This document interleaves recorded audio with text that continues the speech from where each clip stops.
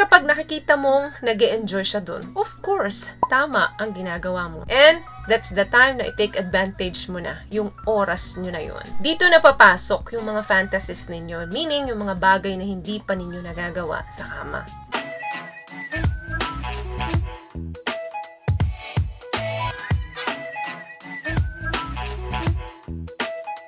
Hi guys! Welcome back to our channel. Kumusta po kayong lahat? Sana ay nasa mabuti po kayo. At sa mga hindi pa po nakakakilala sa akin, my name is Cheryl Ting. At kung bago pa lang po kayo sa channel na to, pwede po mong makahingi ng isang favor to please consider to subscribe to our YouTube channel. Just click the subscribe button po. And also, wag niyo na rin po sanang kalimutan i-click ang ating notification bell para in case may mga bago po tayong video na in-upload, ay mabigyan po kaagad kayo ng notification. And for today's video, let's talk about dirty. Yes, dirty talk. Ano ba yung mga pwedeng i-turn on ng mga babae sa pamamagitan lamang ng inyong pananalita habang ginagawa nyo yung inyong pagmamahalan sa kama? Okay, men are visual. Women are better at imagination. Okay, marami pong kalalakihan na mali ang pagbitaw ng mga salita nila dun sa mga kapartner nila kapag may ginagawa silang pagsasanib puwersa. Ang dirty talk po is very important sa mga kababaihan. Katulad ng sinabi ko kanina, women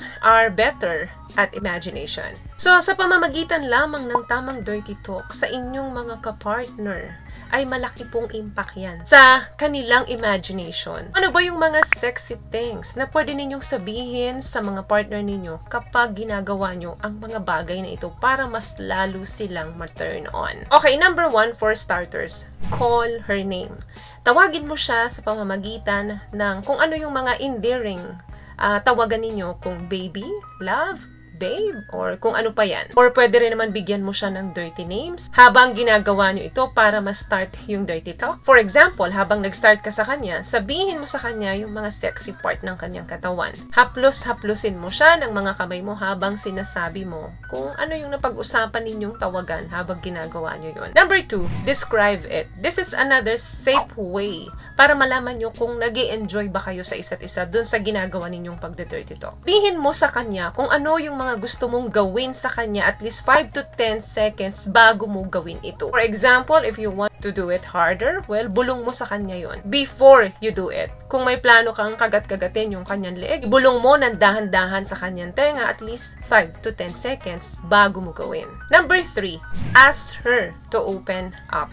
Kung sa girlfriend mo or sa wife mo, no, pwede mong sabihin sa kanya, pag-usapan ninyo kung ano yung mga gusto niyang gawin mo sa kanya. Maaring hindi mo na siya mag-open up sa'yo kasi baka nahiya siya. Or maybe, habang ginagawa niyo yun, feeling awkward siya, kaya hindi niya sa'yo masabi. So, just take it slow and enjoy the moment. Antayin mong makapasok ka sa kanya para hindi niya na mapigilan yung sarili niya at banggitin niya na yung gusto niyang gawin mo sa kanya. Or ask her to say something dirty and sexy. At kapag may binanggit siya sa'yo na something na nakaka-arouse, then that's the time na i-take mo yung description niya. Another thing, force her. Hindi ito guys yung tipong masasaktan na siya dahil dun sa ginagawa niyo. Ito yung tipong slowly, then harder. And after that, pakawalan mo yung mga kamay mo all over doon sa buong katawan niya in a not so gently way. So, medyo mabilis, medyo harsh yung dating nito. Sa karamihan sa mga babae, gusto niyan dahan-dahan, then pakonti-konti, bumibilis. At kapag nakikita mong nag-e-enjoy siya doon, of course, tama ang ginagawa mo. So, sky is the limit. And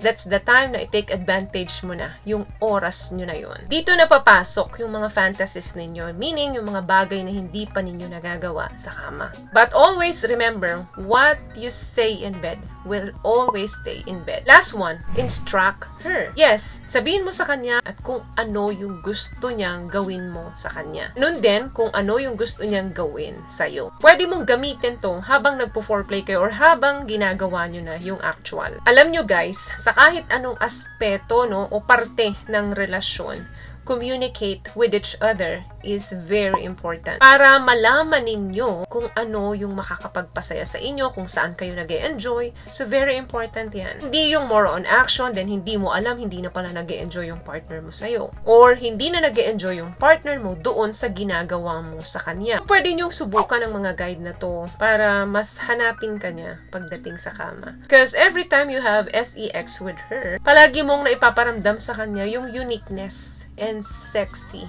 Tulad ng mga una ninyong ginagawa yun. So, yun lang guys ang video natin for today. I hope nakatulong po ang mga tips na pinag-usapan natin dito. At kung nagustuhan niyo po ang ating video, please give it a thumbs up, comment down below, and also share this video na rin po sa mga kaibigan na sa tingin nyo matutulungan ng video natin. Once again, palagi po kayong mag-iingat at palagi po kayong manalangin. Thank you guys for watching and see you on my next one. Always love yourself and be a blessing. Bye!